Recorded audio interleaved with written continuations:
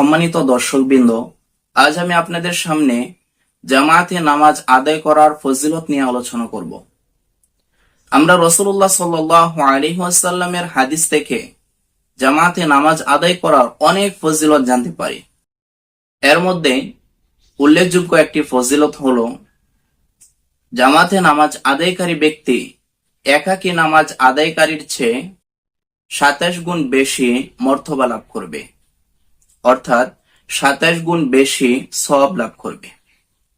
বুখারী এবং মুসলিম শরীফের হাদিসে রাসূলুল্লাহ সাল্লাল্লাহু আলাইহি ওয়াসাল্লাম বলেন, আন ইবনে উমর রাদিয়াল্লাহু আনহু আন্না রাসূলুল্লাহ সাল্লাল্লাহু আলাইহি ওয়াসাল্লাম قال সালাতুল জামাআতি আফযালু মিন সালাতিল ফাযরি ব27 দারাজা।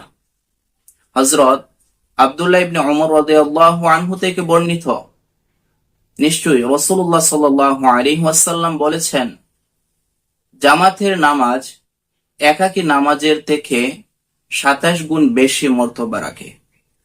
অর্থাৎ জামাতে নামাজ আদায়কারী ব্যক্তি একাকী নামাজ আদায়কারীর চেয়ে 27 গুণ বেশি মর্যাদা রাখবে, অর্থাৎ 27 গুণ বেশি সওয়াব পাবে।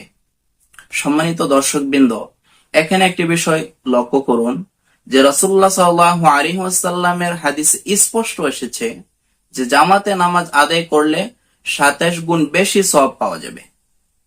তো সম্মানিত দর্শকবৃন্দ, আমরা যেহেতু নামাজ আদায় করবই, নামাজের জন্য সময় বের করব, নামাজের জন্য চেষ্টা করব, মুজাহাদা করব, তাই আমরা এই চেষ্টা, আমাদের এই সময় যেন আখিরাতে আমাদের জন্য বেশি কাজে আসে, এজন্য আমরা জামাতে নামাজ আদায় করার চেষ্টা করব। আমরা যেখানে থাকি না কেন সব সময় চেষ্টা করব যে আমরা যেন জামাতে নামাজ আদায় করতে পারি। আল্লাহ রাব্বুল আলামিন আমাদের সকলকেই জামাতে নামাজ আদায় করার তৌফিক দান করুন।